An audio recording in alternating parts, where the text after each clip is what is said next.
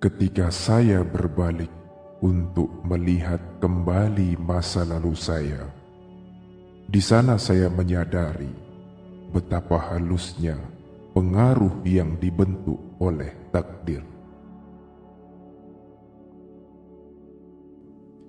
Hidup akan selalu menjadi persamaan dari solusi yang takkan bisa dipecahkan, namun mengandung faktor-faktor tertentu yang diketahui. Dengan sendirian, itu adalah rahasia penemuan besar dan di mana ide-ide luar biasa bermunculan. Orang yang waras tentu berpikir jernih. Namun orang yang berpikir dalam-dalam akan terkesan sedikit lebih gila. Ilmuwan masa kini telah menggantikan matematika dengan berbagai eksperimen, dan mereka berkeliaran melalui persamaan demi persamaan, dan akhirnya membangun struktur yang tidak ada hubungannya dengan kenyataan. Kedamaian hanya datang sebagai bentuk konsekuensi natural dari pencerahan alam semesta, serta penggabungan dari pertarungan. Sejatinya, kita masih sangat jauh dari kesadaran akan kebahagiaan yang lebih baik. Memang tidak semua planet punya penghuni, namun ada beberapa dari mereka yang memiliki kehidupan di bawah semua kondisi dan dalam tahap pembangunan.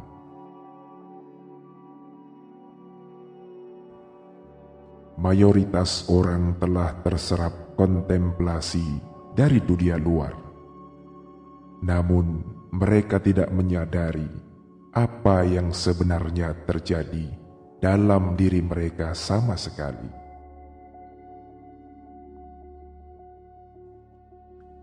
Sangat mencengangkan jika membayangkan fakta dalam hubungan ini. Sepertinya Tuhan telah menciptakan planet-planet ini secara elektrik.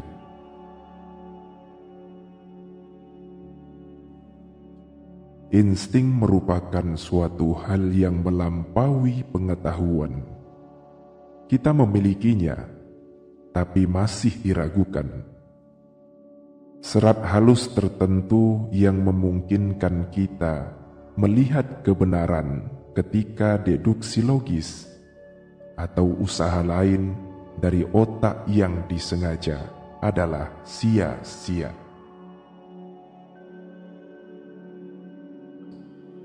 Karunia kekuatan mental asalnya dari Tuhan, wujud ilahi, dan jika kita memusatkan pikiran kita pada kebenaran itu, kita akan jadi selaras dengan kekuatan besar tersebut. Ibu saya telah mengajar saya untuk mencari semua kebenaran di dalam Alkitab.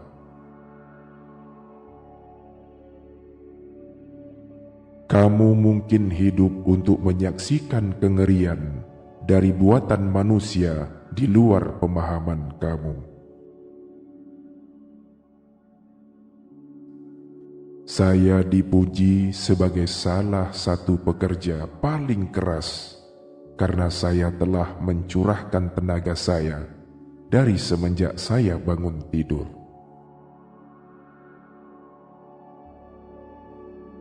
Ini hanyalah alat baru untuk menempatkan yang lemah pada belas kasihan yang kuat.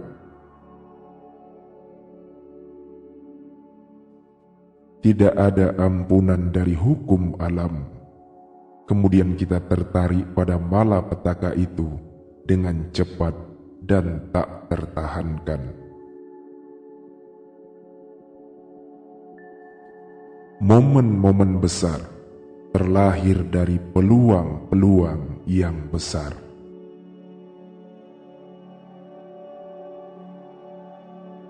Penemu tidak punya waktu untuk menikah.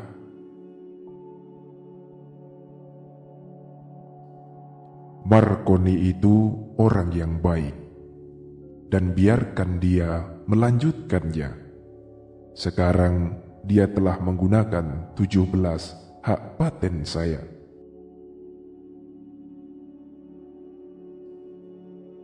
Setiap makhluk hidup adalah mesin yang diarahkan pada roda dunia. Meskipun tampaknya hanya dipengaruhi oleh sekitarnya langsung, lingkup pengaruh eksternal meluas ke jarak tak terbatas. Ada satu hal dalam diri saya yang mungkin saya adalah sebuah ilusi yang sering dialami anak-anak muda ketika mereka berada pada momen kebahagiaan. Namun bila saya beruntung dan berhasil menggapai cita-cita saya, maka itu akan mewakili seluruh kebahagiaan umat manusia.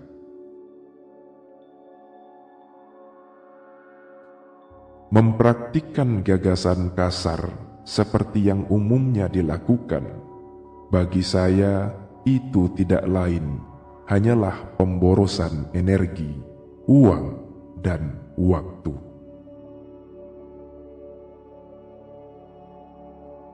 Gagasan mengenai energi atom adalah ilusi.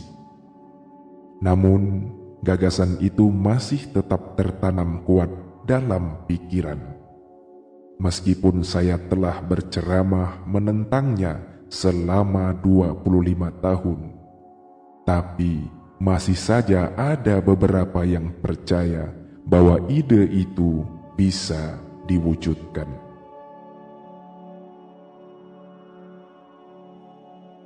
Pengamatan yang kurang hanyalah bentuk ketidaktahuan dan pertanggungjawaban atas banyak gagasan tidak wajar serta ide-ide bodoh yang berlaku.